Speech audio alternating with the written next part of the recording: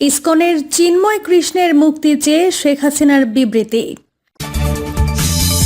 জানাবো শেখ হাসিনা রেহানাকে কটাক্ষ করে যা বললেন সোহেল তাজ। এবং সর্বশেষ জানাবো এই খালেদা জিয়া সেই খালেদা জিয়া, খালেদা জিয়ার হাসিতে হাসল বাংলাদেশ। এতক্ষণ শুনছিলেন সংবাদ শিরোনাম, এবার বিস্তারিত। ইসকনের চিন্ময় কৃষ্ণের মুক্তি চেয়ে শেখ হাসিনার বিবৃতি।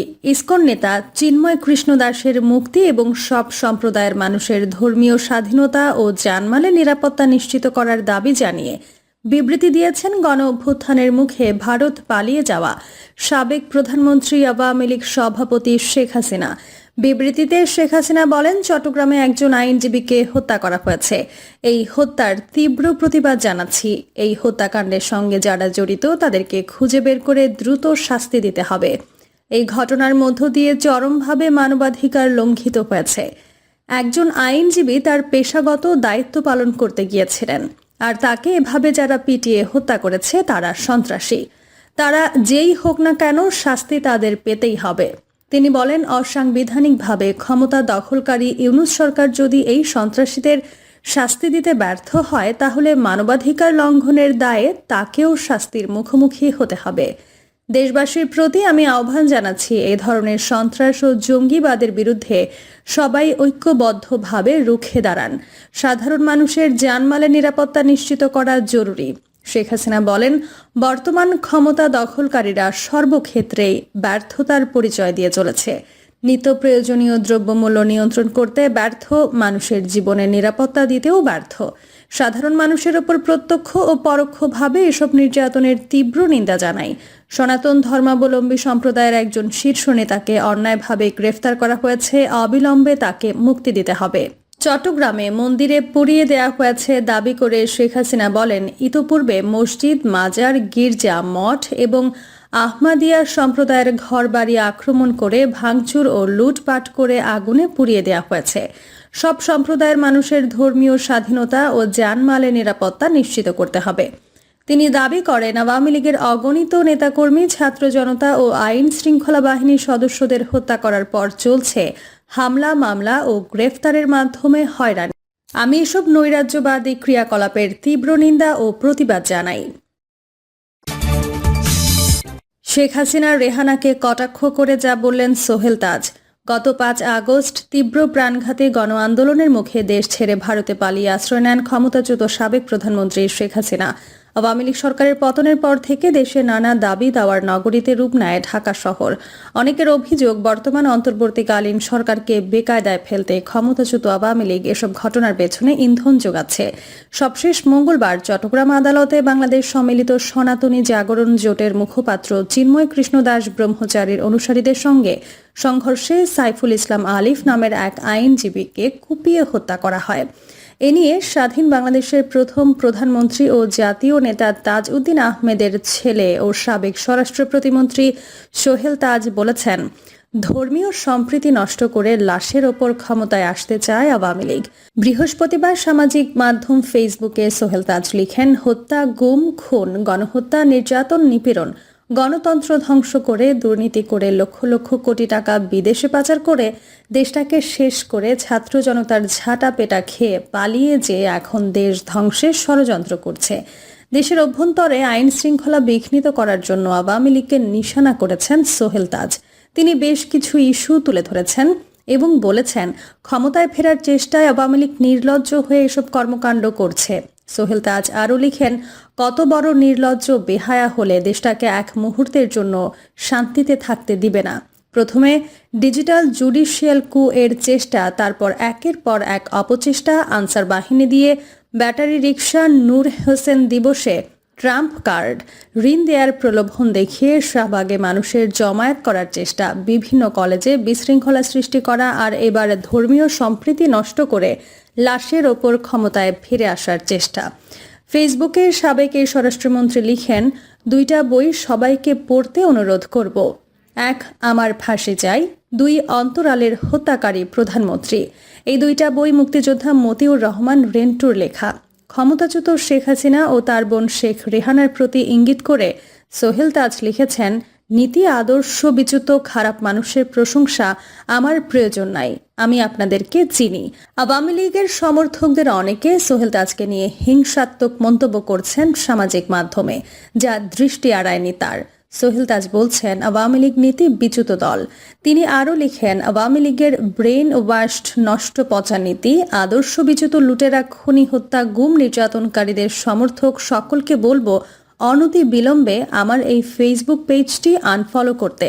আর অনুরোধ থাকবে নিজের বিবেককে জাগিয়ে আত্ম উপলব্ধি, আত্মসমালোচনা করে অনুশোচনা করার। এই খালেদা জিয়ার সেই খালেদা জিয়া। খালেদা জিয়ার হাসিতে হাসল বাংলাদেশ। দীর্ঘদিন পর জনসম্মুখে বাংলাদেশের মানুষের মুক্তির সংগ্রামের আপোষহীন নেত্রী খালেদা জিয়া। ১.৫ যুগ পর তার মুখে এক চিলতে হাসির আভা। বাংলাদেশে বিশেষ করে খালেদা জিয়াকে পছন্দ করেন আর নাই করেন, সদ্য সমাপ্ত সশস্ত্র বাহিনী দিবসে আয়োজিত সেনাকুঞ্জের অনুষ্ঠান খালেদা জিয়ার ওই হাসিমাখা মুখে মুগ্ধ ফেলেছেন স্বস্তির নিঃশ্বাস। এক কথায় খালেদা জিয়ার হাসিতে হাসল বাংলাদেশ। প্রশ্ন আসতেই পারে, তাকে তো বিএনপি সমর্থিত লোকজন ও সাধারণ মানুষের অধিকাংশ হয়তো পছন্দ করেন, তার বাইরেও আওয়ামী লীগ সমর্থিত বা ভিন্ন মতেরত মানুষ রয়েছে, তারা কেন হাসবেন? তারা কেন স্বস্তির নিঃশ্বাস ফেলবেন? বাংলাদেশে আপোষহীন নেত্রী হিসেবে খালেদা জিয়ার অনেক সুনাম। তিনি যখনই যা করেছেন সেটা দেশ ও দেশের মানুষের কল্যাণের জন্য করেছেন, এটা সবার সরল বিশ্বাস। নিজের জীবনের চেয়েও দেশকে যে ভালোবেসেছেন তিনিই খালেদা জিয়া। নিজের জীবন বিপন্ন, মৃত্যুর হাতছানি প্রতি মুহূর্ত, কিন্তু দেশ ছেড়ে যাননি কখনোই।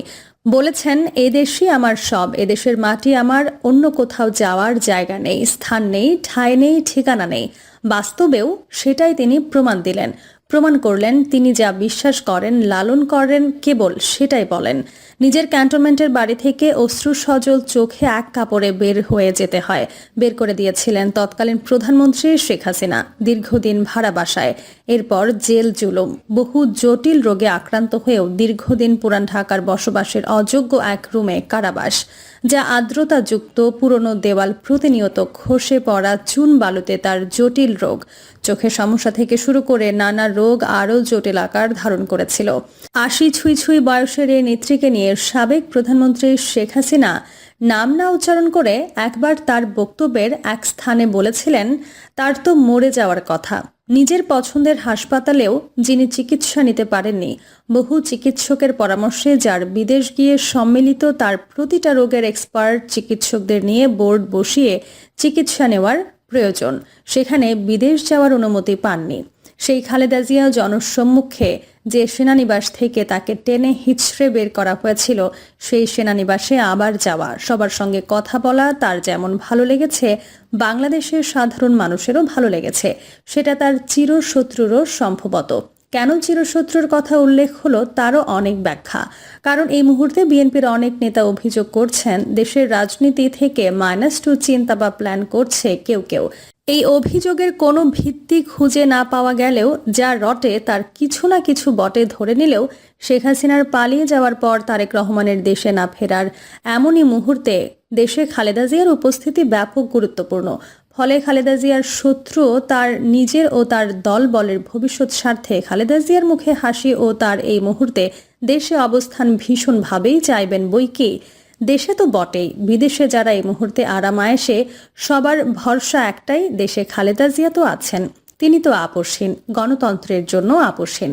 খালেদা জিয়ার অবস্থান নিয়ে অনেক খবর পরিবেশন ইতিমধ্যে হয়ে গেছে। তাকে প্রধান উপদেষ্টা প্রফেসর ডক্টর মোহাম্মদ ইউনূস থেকে শুরু করে উপদেষ্টা পরিষদের প্রায় সবাই, রাজনীতিবিদগণ, সেনাবাহিনীর উচ্চ পদস্থ বর্তমান ও সাবেক কর্মকর্তাদের অনেকেই এসে কুশল বিনিময় করেছেন, যা ছিল একরকম অলৌকিক ঘটনার মতো।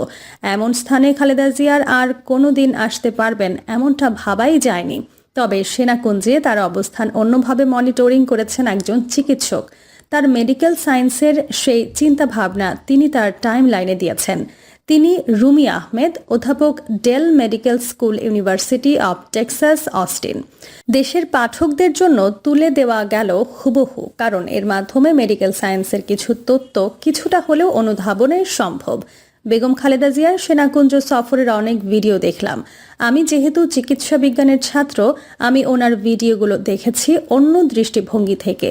প্রথমত, কাল দেখলাম হাসছেন এবং শ্বাস নেওয়ার জন্য না থেমে এবং না হাঁপিয়ে গিয়ে মোটামুটি লম্বা সময় কথা বলতে পারছেন। আরেকটা ব্যাপার লক্ষ্য করলাম, ওনার অক্সিজেন লাগছে না। এই পুরো ব্যাপারটা একটা মিরাকল ছাড়া আর কিছুই নয়। এই কিছুদিন আগে ৮০ বছর বয়সী ৬ থেকে ৭ মাস টানা আইসিইউতে কাটালেন। প্রিয় দর্শক, এই ছিল এখনকার সর্বশেষ সংবাদ। আপডেট সব সংবাদ পেতে চ্যানেলটি সাবস্ক্রাইব করে বেল আইকনটি ক্লিক করে রাখুন।